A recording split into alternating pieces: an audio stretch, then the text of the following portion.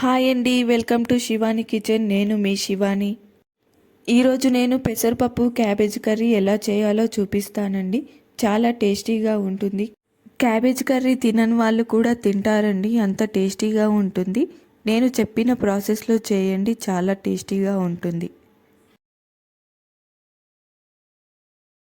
ముందుగా దీనికోసం నేను చిన్న సైజు క్యాబేజీని కట్ చేసి పెట్టుకున్నానండి. చూడండి, ఇలా పీసెస్గా కట్ చేసి పెట్టుకున్నాను. అలాగే దీనికోసం నేను హాఫ్ కప్ పెసరపప్పుని తీసుకుంటున్నానండి.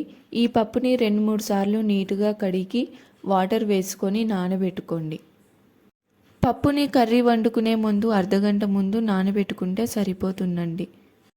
ఇప్పుడు నేను స్టవ్ పై గిన్నె పెట్టుకొని వాటర్ని వేడి చేసుకుంటున్నానండి. చూడండి, ఇలా వాటర్ మసులుతున్నప్పుడు ఇందులో మనం ముందుగా కట్ చేసి పెట్టుకున్న క్యాబేజీని ఇందులో వేసుకుందాం. క్యాబేజ్ని వేసుకొని ఒకసారి కలుపుకొని ఒక పొంగు వచ్చే వరకు ఉడికించుకోండి. ఇలా ఉడికించుకోవడం వలన క్యాబేజీలోని పచ్చివాసనంతా పోతుందండి. చూడండి, ఇలా ఒక పొంగు వచ్చాక స్టవ్ ఆఫ్ చేసుకొని వీటిని ఫిల్టర్ చేసుకుందాం.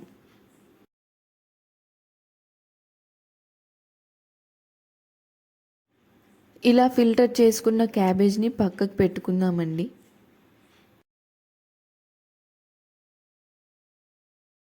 ఇప్పుడు స్టవ్ పై ప్యాన్ పెట్టుకొని ప్యాన్ వేడయ్యాక ఇందులోకి ఆయిల్ వేసుకుంటున్నానండి. నేను 2 స్పూన్స్ ఆయిల్ వేసుకుంటున్నానండి. ఆయిల్ వేడయ్యాక ఇందులోకి 1 టేబుల్ స్పూన్ పోపు దినుసులని వేసుకోండి. అలాగే ఇందులోకి 2 పచ్చిమిర్చిని కూడా కట్ చేసి వేసుకోండి. పచ్చిమిర్చి వేసుకొని ఒకసారి కలుపుకొని పచ్చిమిర్చిని వేగనివ్వండి. పచ్చిమిర్చి వేగాక ఇందులోకి 1/2 టేబుల్ స్పూన్ పసుపుని వేసుకుంటున్నానండి. అలాగే 2 రెబ్బల కరివేపాకు కూడా వేసుకోండి. కరివేపాకు వేసుకొని ఒకసారి కలుపుకొని కరివేపాకుని వేగనివ్వండి. కరివేపాకు వేగాక ముందుగా ఉడికించి పెట్టుకున్న క్యాబేజీని ఇందులో వేసుకోండి. ఒకసారి కలుపుకొని మూత పెట్టుకొని 5 నిమిషాల పాటు మగ్గనివ్వండి. 5 నిమిషాల తర్వాత ముందుగా కడిగి నానబెట్టుకున్న పెసరపప్పుని ఇందులో వేసుకుందాం.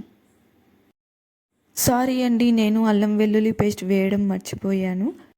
చూడండి, చూపిస్తున్న విధంగా కర్రీని ఒక పక్కకి జరుపుకొని అల్లం వెల్లుల్లి పేస్ట్ వేసుకొని పచ్చివాసన పోయే వరకు మగ్గనివ్వండి. అల్లం వెల్లుల్లి పేస్ట్ పచ్చివాసన పోయాక ఒకసారి కర్రీని కలుపుకోండి.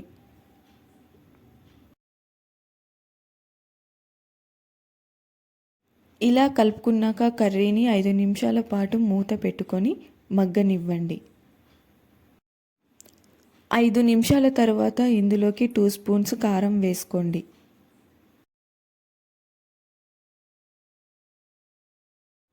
కారం వేసుకొని కర్రీని ఒకసారి కలుపుకోండి.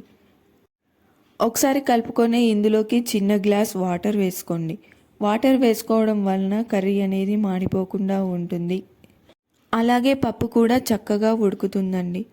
ఒకసారి కలుపుకొని ఇందులోకి రుచికి సరిపడా ఉప్పు వేసుకోండి. ఉప్పు వేసుకొని ఒకసారి కలుపుకొని ఇప్పుడు మూత పెట్టుకొని కర్రీని ఉడకనివ్వండి. కర్రీని మధ్యలో కలుపుకుంటూ వాటర్ అన్నీ ఆవిరైపోయే వరకు కర్రీని ఉడికించుకోండి, లేదంటే మాడిపోతుందండి.